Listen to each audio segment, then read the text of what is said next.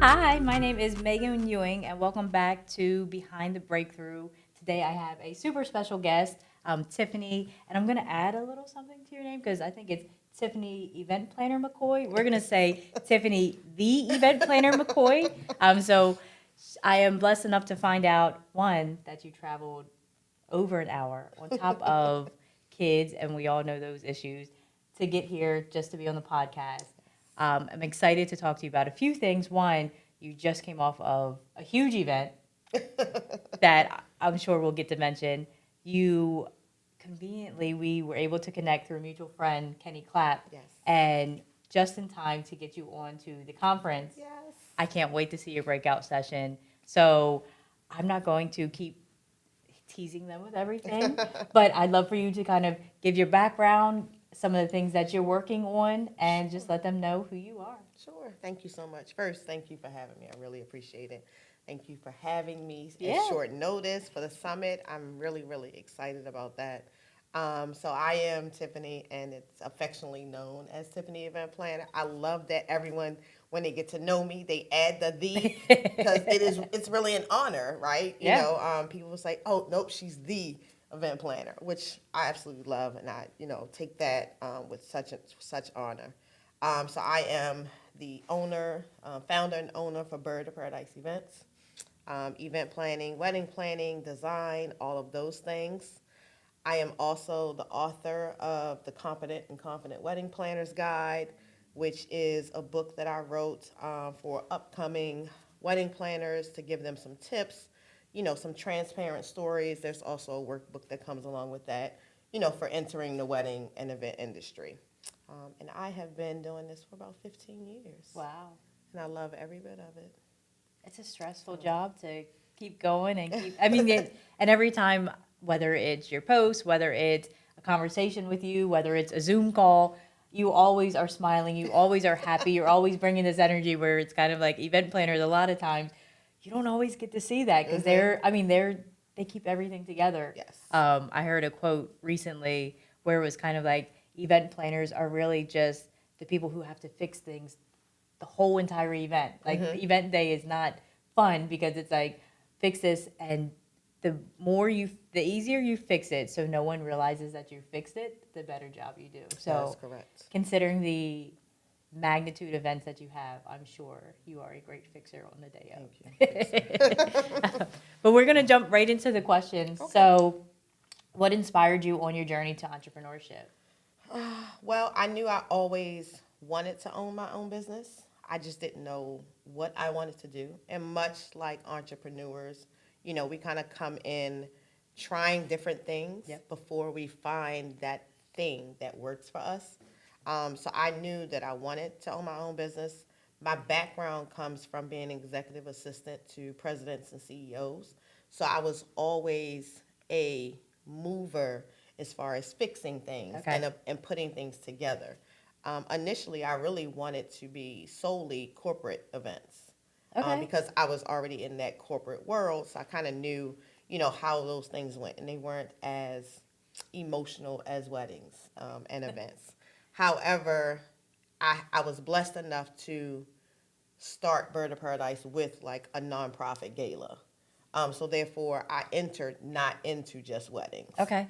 So it gave me, insight on that world, and then I started weddings. But then I wasn't stuck. Yeah. So I was able to, like, if I wanted a client, I'm like, oh, I've already done a nonprofit gala. I don't just do weddings. So I didn't have to sell myself as much in the corporate world. Um, but yeah. Do you have a preference between the two now that you've done a bunch from each side? A lot of my planner friends and people, they always like lean more towards corporate. They're like, oh no, corporate events are so great. I lean more towards weddings. That's your creative side. I love weddings. I love them. Can you share a significant breakthrough moment that you have gone through in this 15-year journey? Mm-hmm. Discovering that this is my passion and my purpose. That was probably my breakthrough moment. Discovering that this is my passion and, essentially my purpose. And I love that you bring that aspect up because I think with entrepreneurs, especially when they're starting, we can easily find our passion, but we can't always figure out how to make it into a purpose that allows us to live out through it. So we can like passion, passion, passion. Then we're like, well, we got to get this job to secure our passion, and to find the linkage is like the aha moment, I think, for any entrepreneur. So I'm always astounded by the people who come on and they found a way to do both without having to juggle, because you're a mom. You're 20,000 other things besides an event planner. So we don't need to juggle anything extra. So I love that you bring up being able to find your passion and really live out through it continuously. Yeah. And then in your own unique way. I think you come in and I'll scroll through your Instagram. I'm like, she doesn't have a bad outfit. She walks in to every room and she is the boss. And it doesn't matter if it's your signature jacket, or it doesn't matter if you're dressing up that day. It's like every outfit you just kill. And it's like, I always admire, I'm getting there, but I'm like the laid back and still kind of figuring out things where it's like you take control of the room even before you speak. So I definitely admire that about you. And I could see it through conversation, but also just through your attire. And it's so funny. Like I try, I love to talk about authentic self, because my, attire is literally how I feel. Yeah. I love to wear jeans, so literally, and that was like when I came out of the 9-to-5 world, I was like, I can wear jeans every day, I love to wear jeans. I love to be comfortable. Yeah. Like I tell people all the time, one of the things that I dislike is when I have to go to a themed event. Okay. Because now I have to concentrate on what my outfit is. Yep. And get outside of and my authenticity. Yep. So, but thank you. So you've been event planning through COVID. And luckily, a lot of the speakers who I got to interview, I didn't get to touch on some things since they were touching on them when they were speaking. So I'm sure that was one of the tough times, but how did you stay motivated? And whether it's through COVID or through some other tough times, what were some things that kept you motivated? Like, okay, I found my passion. COVID, a shutdown, none of it's going to stop it, because we come from my husband and I from a photography background. So COVID was rough. Yes. Weddings were shut down, and I'm a giver. So I'm like, yeah, the contract says they don't get their deposit back, but who am I? Like, this person just lost their wedding date. So trying to work through that, how did you kind of maintain yourself? I think, one, COVID was educational. Oh, yeah. It was, we all had to look at our contracts. We had to change them. It was an educational time. Like, oh, no, we need to change that clause. Yep. We need to add this clause. Now we all have the force majeure clause. We all have the COVID language. It was educational. Thankfully, I didn't do any weddings in COVID. Okay. I did have to manage weddings, being moved to different dates and, all of those things. But what I did in COVID was I started a Zoom happy hour, or Zoom, where all of, wedding professionals, we kind of got on there every week and we talked through our issues. Some people was like, this is what I have going on. And then someone will be like, oh, I just had that. This is what I did. So we did that literally for an hour to 2 every week. We got on there. I think one week we might have had a party. We had a DJ come on and he, did he did his thing, and we kind of enjoyed that moment. So I think I did that for about 8 weeks. Wow. So we kind of, and again, that's the educational piece. Yeah. We were learning from each other. We were giving each other advice. We were being inspirational, trying to get through it all. That's amazing. And it was different planners. It was everyone. Anyone was invited, and, so we kind of did that. And you kept each other sane. Like, imagine, and I don't think when we are into the things that we were doing, I don't think we realize the impact that someone in that space wasn't going to get through COVID without you. Mm-hmm. And sorry. But Yes. like I just think about like the support that people had, and everyone felt alone during COVID because we Yeah. were told to be alone. Yeah. And for you to kind of give that is like such an amazing blessing. Yeah, too. it was the discovery of Zoom. It was the discovery of so much, our mental capacity. Like for me, when COVID started, like I am literally a networker, a mover, a shaker. So Yeah. my life at that point was like, I got to be here, I got to be there, I got to do this, I got to do that, and I was still working a 9 to 5. So I was like 9 to 5, children, business, moving, and literally I was like, God said it's time to sit, and we literally had to sit. Yep. So it was COVID was so eye opening. It was more than the business aspect. Oh yeah. It was so eye opening and beneficial for our sanity. Yeah. No, and I like thoroughly believe like when you need to be sat down, God will sit you down. That's And very true. like for us, you know, we were both full-time entrepreneurs at that time. Mm-hmm. We have 3 kids. So we got all of this time with our kids Mm-hmm. that we don't get now. We'll never get again. And it was like those moments where you kind of wake up and then you realize, then you get creative and you're like, oh, I have that skill? Oh, I can do this? Because there was so much I learned during COVID because I took the stress out of like, there's nothing we can do. Mm-hmm. We're stuck home. The grocery stores are a mess. We might be able to get toilet paper. We might not. Mm-hmm. But we had us 5. And having that, I was like, oh, this is good. Mm-hmm. After the initial shock. But you kind of threw me off because that was like touching. I was like, wow, I wish more people would have done that for other people because we had a gym teacher that did not a happy hour, but he logged on for the whole school and he was a DJ. And we sat in the living room dancing on camera Yes. to the rest of the school, Yes. not a care in the world. And so just knowing how much that touched our lives, like I can't imagine how much your Zoom touched and kept people going. Thank you. So what is a piece of advice that you wish someone would have given you before you started? All of it. Oh, yeah. No, I really think the advice that I give, I wish I would have had, which is you need tough skin as an entrepreneur. The grass is not always greener. And balance. Yeah. I wish I would have had that. I kind of went through the fires on all of those things. For the tough skin, now the advice I give is taking criticism and leveraging it as feedback.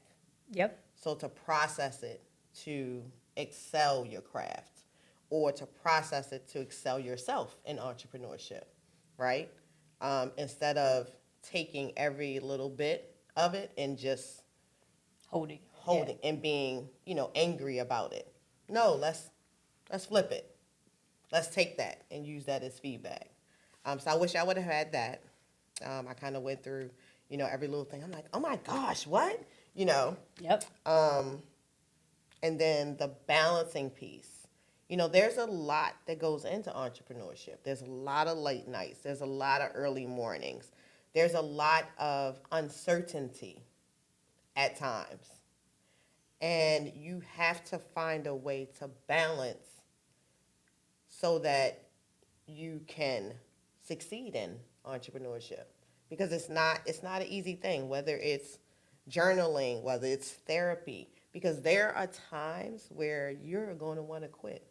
You know what I mean? Like, nope, I'm going back to work. Like, Oh, yeah. I got a resume. I'm going back to work. This is not it. So it's, having those, steps in place that will be really, really helpful to new entrepreneurs or entrepreneurs that are struggling, with themselves and their passion and their purpose. And I think the the thing I like about entrepreneurship is, and it took me a while to realize it, I think, and I don't know years wise where it was defined, but there was this mentality where it was, if you're not hustling 24/7, you're failing. And it's not the case. And I think now we're growing into a different version of entrepreneurship where it's like, no, you shouldn't be hustling 24/7. You should be building a team. You should be having experts. If you don't know how to make a flyer, you should make a flyer. You should pay someone to do it. And then you're not stressed, you're not overworked. And I hope, especially with the conference and conversations like this, people will realize it doesn't have to be a 24/7 hour go. Correct. Resources. You are going to work outside, like you don't got your 9 to 5 anymore. Correct. So it might be one night you're working at 10. It might be one night you're up at 5 a.m. But that doesn't mean it's 5 a.m. to midnight every single day.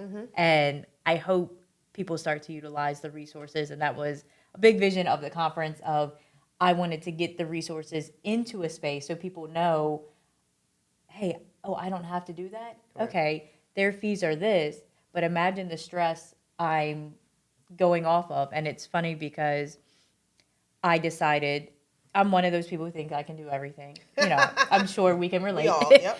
So I decided I'll put the conference on by myself. I'm doing all the planning. I'm doing all this. Like, I'll do the ticket sales. I'm going to design the website. And I did. And then we connected. And I was like, oh, God, that is a very polite way to say, next year, sit your butt down. Sit down Do with what you're Tiffany, good the at. planner, and tell her what you need. So I do believe like we met for a particular reason. I mean, one, I think your energy speaks for itself. Thank you. But I know I can't wait to like finally get over conference talk and just be able to like sit and digest each other and figure out. Well, listen, What we have. FYI, Tiffany event planner, when I throw my own events, I have someone do that for me because it's too much stress on myself. I learned that. Like, I don't do my own events. Now you hear that, right? Yeah, She's not the only event planner and she gatekeeps everything. Like she Yeah. puts trust in other people. I learned how to relinquish control. I can let it go because I remember putting on an event and I was drowning. Yep. You know, but that comes with growth. Oh yeah. Like I was like, oh no, I have planner friends. I can redirect. Hey, are you available? Yeah. What are you going to charge me? This is my vision. You know, and for me, I let creatives do what creatives do. So yes, I absolutely. When we talked and he was like, I wish, I was like, no worries. I completely understand because I have been there. So for event planning, I want to touch on like a little bit of, I think there's, put it a nice way. I think a lot of people with entrepreneurship, you're able to define what you do and it doesn't matter what level you're at. So I think sometimes like, I think about it a lot with coaches where coaches, anybody can say that they're a coach. There's nothing that says they're not. So with event planning, when people are looking for an event planner, are there specific questions that you're like, you should ask this, you should know this, this is what you should look for in an event planner when people are planning their events? And is there a level of, sorry, I'll stop there instead of bombarding with questions. No So problem. any questions for people looking to hire an event planner or thinking they can handle it themselves? And So that's a 2-part, 3-part question. Yeah. However, you know what I always on my side. So when wedding planners and event planners, when I'm talking to them and we're talking about interviewing clients, I always tell them while they are interviewing you, you are interviewing them. So you are listening to hear, you know, everything that they're saying, but you are actually seeing if they're going to be a good fit for you. Right. So on the flip side of that, it's almost the same. So when clients are, you know, interviewing us, they should be asking questions like, how do you handle certain situations? If this arose, what would you do? Okay. Can you give me an example of when things didn't go right and how did you manage that? You know, etc. I don't think the time aspect is as important, like how long you've been doing this, because we were all started at some point. Right. So even asking someone, how long you been doing this, they say, oh, this may be my first event. That doesn't necessarily take them out of the game. Oh, yeah. Because we all have to start somewhere. We all were this was our first event. So I don't think that is more so, a deal killer, or that is a more important question, but it's more of how are you going to execute this if things arise? How do you manage that? And then, your characteristics, your relationships in the industry, and those types of things. Those are important questions. That's an awesome point. Really, for any entrepreneur, no matter what their field is, instead of getting caught up on, you don't have to take every dollar. Every dollar is not meant for you to have. No. Take the good dollars, because, and I'm saying this from like a place of understanding, because there was a point in our photography business where if a lead came through, we were taking it. Mm-hmm. And then those leads that we were questionable about and took were the hardest clients. Mm-hmm.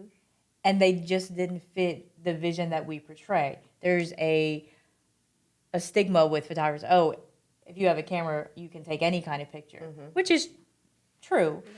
But there's a level of pictures, and there's a different style that I think people should attract. And with event planning, the same way. Well, it's worse for us, because if it's me, that means I'm stuck with this client for 10 to 12 months. Yep. So it's a little... and hope that they're happy with the product after, even though your product could be absolutely amazing, but it's a different style of client that they may belong with someone else. Right. So for us, I think I tell any of my planners, any mentees, that you have to pay attention and make sure that it is a good fit. I even tell potentials this before I get off a consult. Like, for me, outside of me and the photographer, you spend the most time with us. Yep. Especially on wedding day or event day, because we're constantly in your face, etc. So there has to be some type of connection. Something has to resonate with you in order for you to pick me. Don't just pick me because I'm the event planner, or because your girlfriend said that I'm the best and you have to have me, because I might not be for you, and that is going to cause friction throughout this 10 to 12 months of planning. Yeah. I should really become almost like your best friend. Yep. And that's what you have to think about it as. And if you don't feel it, then it's okay. Yeah. And that's where you have to be comfortable with not taking every client all the money. But that's easier for entrepreneurs to say, harder for entrepreneurs to do. Oh, yeah. Because we are entrepreneurs and we are looking for the jobs, the money, the building up of our portfolios. So it's easy to say, but that's where the passion and the purpose comes in, because you have to believe that if you allow this client to go and this money off the table, that it'll be fine. Another one will come along. And it's going to hurt the first few times. Yes. And there's going to be some clients even later on that you come in and you're like, that's a big client, I could make it work. But you'll be miserable in the process. Oh, yeah. And I mean, at least for us, it's usually shorter term, but 10 to 12 months, that's a full-blown relationship. It is. So it is. I like that you brought up those points, because I think it's points that people really because people just look at the now picture. Yeah. Not the long picture. And like I said, I have stories for days. I've done it. I'm like, oh, I do have to pay bills. Let me just go ahead and take this wedding. And then, I'm like, oh my God, why did I take this wedding? I'm like, oh my God, I wanted to come, I wanted to go. But that's what I did. Yeah. So it's it happens, but then when I get to a point where I'm like, oh, let me send this nice email that says, I'm sorry, unfortunately, it doesn't look like, my brand will align, etc. Then I get another blessing. Yep. Because that wasn't meant for me. So we're going to talk about a big blessing that you've had talk recently. About it. I was like, I don't know how soon I want to bring this up. No. So I heard about this event, and I'm like, oh, Maryland Live, all they do is put on big events. And then a friend of mine was like, hey, I'm walking the runway at this event. And then a friend of mine was like, hey, I'm attending this event. And then a friend of mine was like, oh, I was hoping I could be a vendor at this event. Oh. And then a few days later, here we are. And I'm like, that was you. You did it all. Oh, it was great. I speak all the time on building and nurturing relationships. And when Live Casino, this was their third annual, when they went to do their first, I got a call that they were doing an expo. So I was a vendor at the first show, a vendor at the second show, and a partner where I designed room spaces Okay. for myself. And also kind of, just helped along in reference to vendors, in reference to logistics, things like that. But just as to make it successful. Right. The third year, and in my honesty, I don't think I've said this on camera anywhere. I don't think I was going to do the expo. And then I got a call that asked me if I could be the consultant. And, in my God space, I move when I'm supposed to move. So I was like, okay.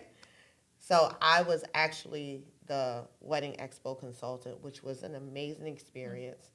You know, I got to meet new vendors that I didn't know, but vendors that I did know, I got to call and say, hey, are you interested in being a part of this? And I literally,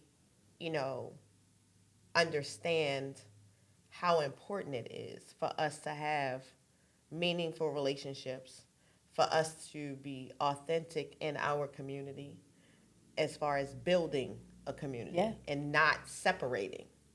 So I literally have vendors who I didn't know what I was saying yes to. All I know is you called and I said yes. So it was an amazing opportunity, amazing show. Got great feedback from it. So yes, I'm coming off of that. And I'm so glad you shared the journey of it, because some people, I think very, very highly of events. I think there's a power in rooms, in events, that you will never get anywhere else. Mm-hmm. And events for me are a time to kind of block out everything else that's going in the world, be present in that moment, and you just get to take in so much. So for you to start as a vendor, which a lot of people won't be a vendor, they won't pay the fees, they won't, and everybody has their different reasons. So I'm not like, oh, you're bad, you're not a vendor, but you taking the chance on being a vendor year one, and the patience and the nurturing got you to, and this was just year three. Yeah, this is just the start. And literally, I think year one, after that, people, social media or my vendor frienders, they were like, oh, Tiffany's show. I'm like, that wasn't my show. I was like, it wasn't my show. And so literally year three, so this year, when I announced that I was a consultant, I was like, thank you all for manifesting this for me. It wasn't my show. I was literally just there, So that was the journey of that, and I love it. thankful. And the pictures, the model. I mean, I don't even know. I tried to look through and count. You had a ton of models walking through. Yes. So Michelle Davis with Style to the Aisle. Okay. Is the fashion show producer. That's literally when I tell people all the time, I can build a wedding and event through my phone. So year one, when I was in the casino and they was like, oh, we want a fashion show, I was like, yeah, I don't do that. That's out of my realm. But let me make a phone call. So she's been, from that moment that I made that phone call, she's also been 1, 2, and 3 with that fashion show. And she does an amazing job. Probably the best bridal fashion show in the DMV. And a story to tell, because some entrepreneurs would have just taken it on and tried to do it instead of respecting someone's expertise. So for you to pass it on, Oh yeah, I was knowing, I don't doubt that you could have done it. But knowing, hey, that's not my thing. I'm going to pass it to the expert, and then we're going to kill it together. And it worked out exactly how it was supposed to. Yes, in growth, you find your lanes. I have a chapter in my book that says that, finding your lane. But in growth, you find your lane and you stay in it. Like, I know planning and design is my lane. I do not make invitations. I don't make florals. I don't do anything outside of my lane. And I know my specialty is logistics, because I own the room. So I can make sure that everybody is where they're supposed to be, doing what they're supposed to be doing, etc. That's my lane.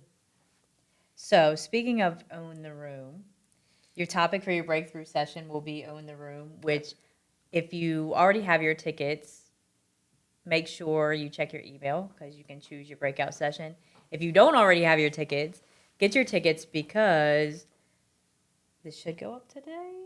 But it's probably, if you're watching this, it is the last day to get tickets.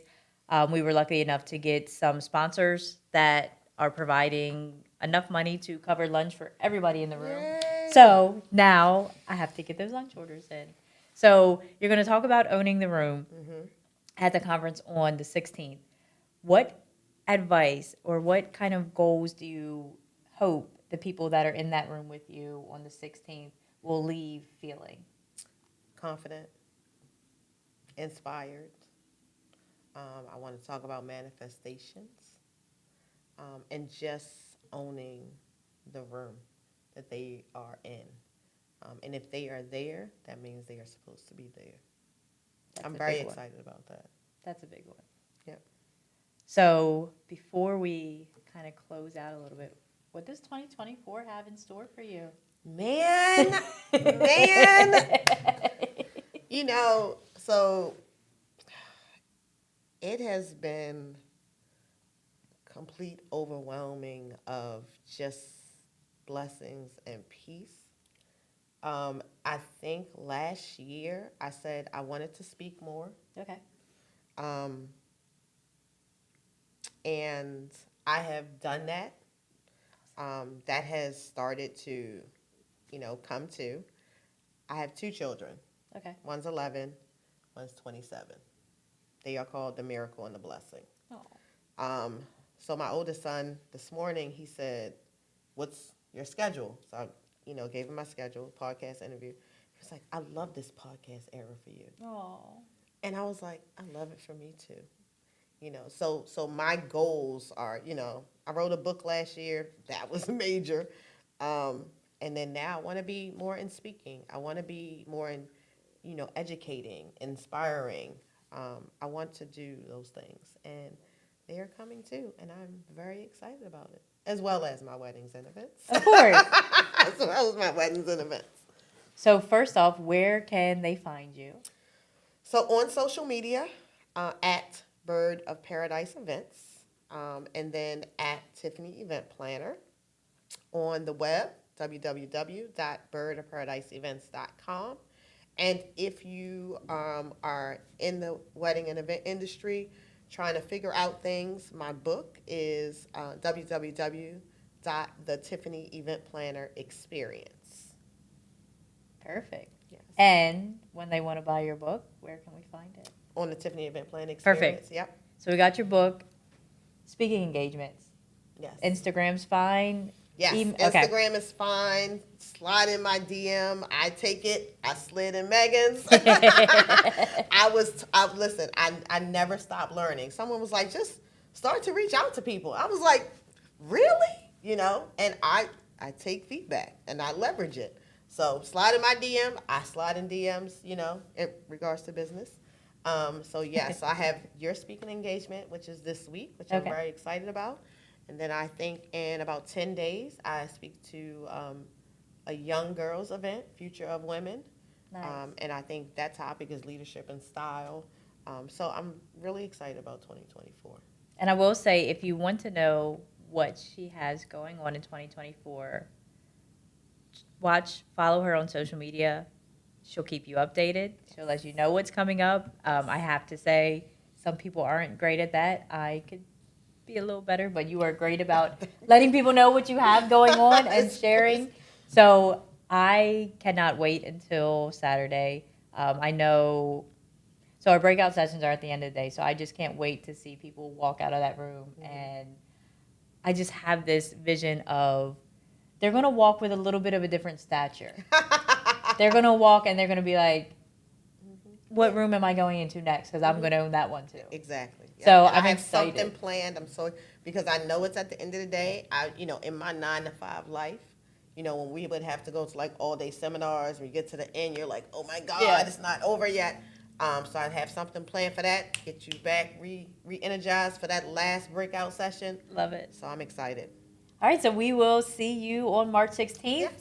The Think Big, Act Bold Women's Conference. This was Behind the Breakthrough. So Behind the Breakthrough, we focus on, instead of highlighting all the highlights that we get to highlight all over social media, we kind of get down to the down and dirty and talk about things that we don't always get to talk about. Yes, I love it. So thank you for coming. Thank you for having me. We'll be back together in a few days. Yes.